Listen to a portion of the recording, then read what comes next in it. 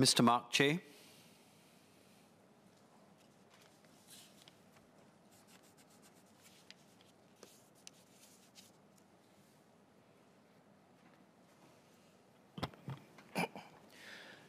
Mr. Deputy Speaker, thank you for the opportunity to join this debate on the Online Safety Bill.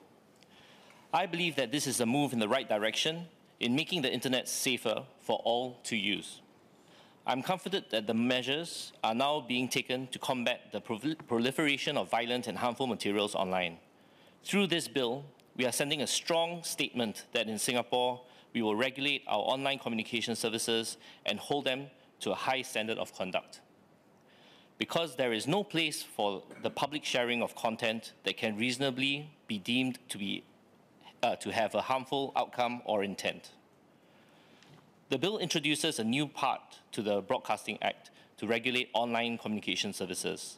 Social media services are listed as a type of OCS. Under the bill, SMSs will need to implement measures to limit local users' exposure to harmful content, thus forcing OCSs to be more accountable to users. As there are many forms of social media, it would be good if the ministry can clarify if messaging platforms such as WhatsApp, Telegram, WeChat, and KakaoTalk would be considered as SMSs. Mr. Deputy Speaker, I am also pleased that in Singapore, we recognize that the law is only one vehicle of the social order. With respect to safeguarding children from online harms, rather than tackling this issue primarily from legislature, robust and comprehensive education programs should be in place to complement these policies. I'm particularly heartened to see that MOE's character and citizenship education syllabus includes cyber wellness. As part of the syllabus, students learn about negative cyberspace. Students gain knowledge and skills to, one, harness the power of information and communication technology for positive purposes, two, maintain a positive presence online, and three, be safe and responsible users of ICT. Going a step further, I would suggest creating easily accessible safe counseling spaces in schools or create online chat rooms for children to access counseling services if they are adversely affected after an incident or exposure. Ideally, parents should be the first port of call to address any feelings of confusion, disgust, or anxiety that can follow exposure to online harassment. The reality is that not all parents are equipped or prepared to have such conversations in a helpful, supportive, or productive manner. Children and even adults can be severely traumatized by explicit content and hateful language. When trauma is left unaddressed and repressed, it can manifest itself in unhealthy ways. In the code proposed for designated SMSs, I would like to propose that tools that allow children and parents to manage online safety and directions to where to seek help if exposed to harmful and inappropriate material be made available. Mr. Deputy Speaker, while this new bill puts a lot of emphasis on moderating and cleaning up content on social media services and platforms, harmful content also exists in online games as well.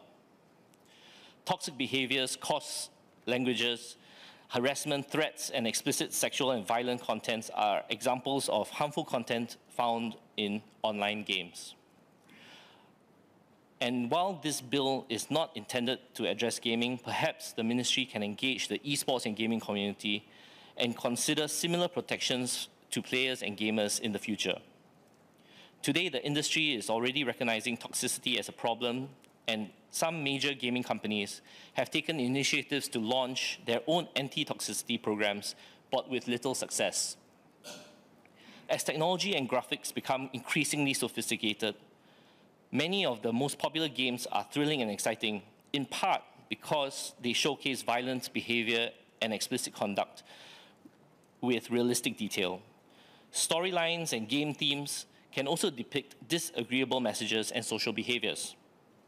With big tech firms investing heavily in the metaverse, we can expect more pervasive, more immersive technology and experiences very soon in our everyday lives. Clearly stated age ratings, warnings, and age restrictions are already in place, but is this enough? Can we better protect children from exposure to sexualization and violence? I would like to encourage the ministry to consider how players and gamers can be protected as well. Online gaming can also expose vulnerable groups to loot boxes and gotchas. They are commonplace in game design and architecture. They create an element of chance and reward, which in turn creates a stickiness to the game. This element of chance may seed undesirable habits, which not only affect players, but their families and persons around them, much like how problem gambling affects a community and not just the gambler alone. At this juncture, I would like to declare that I'm an officer at the Global Esports Federation, and I would like to say that not all games are violent or gratuitous. There are many genres of games that focus on strategy, desirable values, and are productive. I agree with Minister that the internet and technology is changing rapidly, and as we debate about the online safety bill in the context of SMSs today, we can plan for legislation on gaming in the future. We should keep the conversation going. In fact, we should speak openly about gaming and how to game responsibly.